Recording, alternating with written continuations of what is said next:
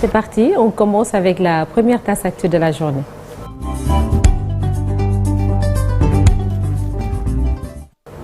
Le journal avec Cheikh Tidiane Diaw. Le Conseil constitutionnel annule le décret du président Macky Sall portant abrogation du décret convoquant le corps électoral. La décision a été rendue ce jeudi par la juridiction. Selon le professeur Babacar Gueye, le chef de l'État est tenu de se conformer à la décision du Conseil constitutionnel qui précise que le mandat ne peut faire l'objet de prorogation. Pour le constitutionnaliste, le chef de l'État donc doit signer un autre décret modifiant celui qu'il avait pris pour convoquer dans les meilleurs délais le corps électoral. Et s'il ne le fait pas avant le 2 avril, c'est le président de l'Assemblée nationale qui doit prendre les rênes du pouvoir pour organiser la présidentielle dans un délai de 60 à 90 jours. Je vous propose d'écouter des propos recueillis par Ibrahim Akan. La suite dépend en fait de la lecture qu'on peut faire de la décision du Conseil constitutionnel, parce que dans la décision, le Conseil il précise que le mandat du président de la République ne peut faire l'objet de prorogation. Et à partir de ce moment, le président de la République donc est tenu de se conformer à cette décision et donc aujourd'hui de prendre un autre décret, soit modifiant le décret qu'il avait pris au mois de l'ancien décret en fait, pour convoquer le corps électoral pour des élections. Mais il doit le faire dans les meilleurs délais. Parce que le Conseil lui a dit que le décret qui abrogeait le décret de convocation du corps électoral, si on combine ce décret avec la loi qui a été votée par l'Assemblée nationale, la loi constitutionnelle, la conséquence aurait été la prorogation du mandat du président de la République. Or, le président de la République ne peut en aucun cas proroger la durée de son mandat. Ce qui fait que quand le Conseil invite le président de la République à fixer une autre date des élections dans les meilleurs délais, ça veut dire qu'il doit le faire pour qu'au 2 avril, on soit dans les conditions de faire la passation du pouvoir. S'il quitte le pouvoir le 2, si on arrive au 2 sans qu'on ait élu un autre président de la République, normalement, la succession ou la vacance du pouvoir devra s'organiser. À partir de ce moment, c'est le président de l'Assemblée nationale qui devra prendre le pouvoir. Mais c'est un pouvoir transitoire. Normalement, c'est un pouvoir transitoire parce que s'il prend le pouvoir, c'est juste pour l'exercer jusqu'à l'installation de son successeur. Et puis cette liberté provisoire, Cheikh Tidiane, accordée à plusieurs détenus dits politiques. Oui, entre autres, on peut citer Aliou Sané, le coordonnateur de Y'en a marre, Nitdoff, Abdou Karim Khouroum Khah, Cheikh Oumar Diagne, Toussaint Manga, Pape Abdoulaye Touré, Tidiane Dia alias Sirtige, Yargassi, Oustaz Hassan Sek, Djamil Sané. D'autres libérations sont attendues ce vendredi. Certainement, dans les brefs, vous aurez les images donc de ces libérations avec la réalisation et le monteur Mamadou Diabaïsan. Voilà, vous les avez donc les images de la libération des prisonniers en vent de pacification dans le pays qui devrait se poursuivre donc ce vendredi avec d'autres libérations qui sont également attendus sur le NAT. Nous poursuivons cette édition avec le secteur privé national qui demande également une pacification de l'espace le plus rapidement possible pour sécuriser les investissements. Ces membres qui ont été reçus par le Premier ministre invitent le gouvernement à trouver ensemble les moyens pour sortir de cette crise. Pour ce faire, ils souhaitent un accompagnement efficient pour accroître des richesses et des emplois. Maïmouna Ndiaye et Ababakar Kamara y étaient pour nous.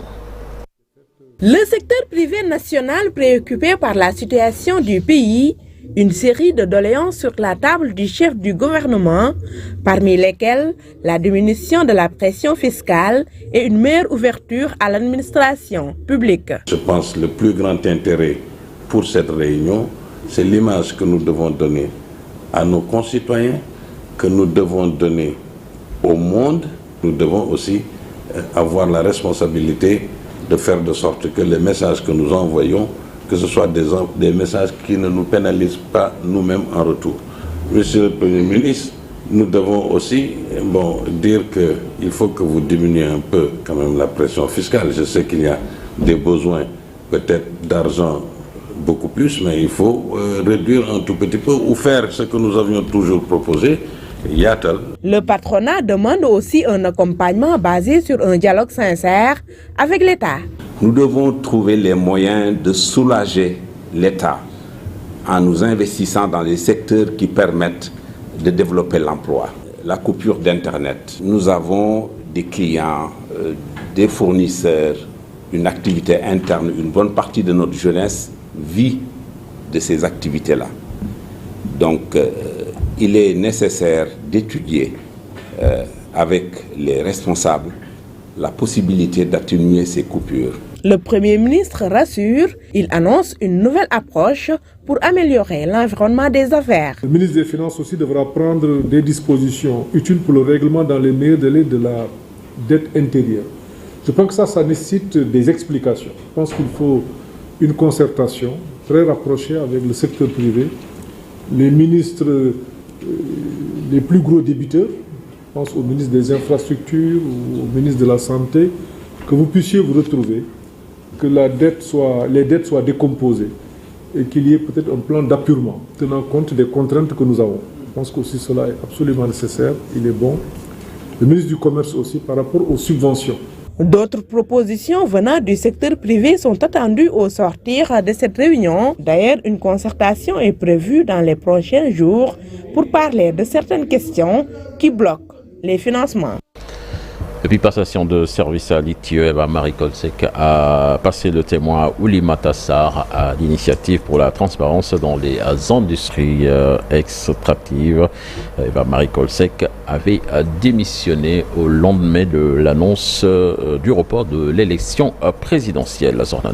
L'actualité des sports à présent, cher Tidiane, démarrage ce vendredi de la Coupe du Monde de beach soccer. Et les Lions du Sénégal vont effectuer leur entrée en matière ce vendredi, donc ce sera à partir de 15h30. Les protégés de Mamadou Diallo vont jouer contre la Biélorussie. Et puis en basket, l'AS Douanes connaît ses adversaires à la Basketball Africa League prévue du 4 au 12 mai à Dakar. L'US Monastir de la Tunisie, Rivers Hoopers du Nigeria et Armée Patriotique du Rwanda, des clubs habitués de la compétition au menu donc de l'équipe championne du Sénégal, finaliste malheureuse de la dernière édition.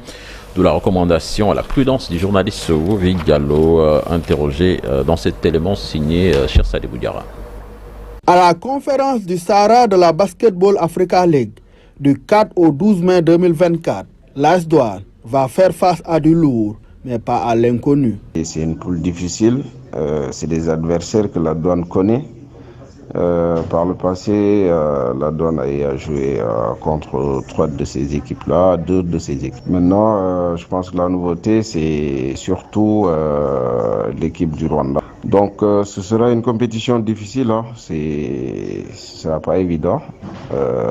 C'est des adversaires aujourd'hui qui se renforcent. Donc, on espère que la Douane va se renforcer. La Douane connaît maintenant cette compétition, elle a l'habitude. Finaliste malheureuse de l'édition 2023, l'AS Douanes sera très attendue cette année. D'où l'injonction d'aller étape par étape. C'est une compétition que la Douane connaît, que les dirigeants de la Douane connaissent. Donc, c'est à eux maintenant de trouver...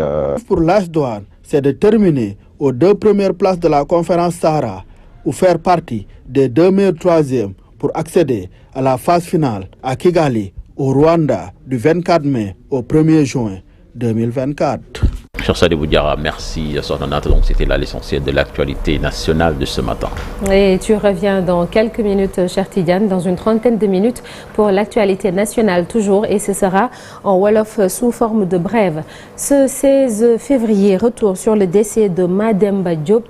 Il était inspecteur de la jeunesse et des sports, c'était en 2007. Il avait créé le cercle de la jeunesse de Louga en 1952. On en reparle dans Un jour au Sénégal, Un jour dans le monde. Et dans la première, ancien membre du groupe Pifrois, vous vous en souvenez certainement, la génération 80 notamment, ou la génération Nevers comme Chérif Dia. Alors le focus à suivre tout à l'heure, la revue de presse avec Chérif Dia, la météo du jour. Oumi Samb, tout de suite l'actualité internationale.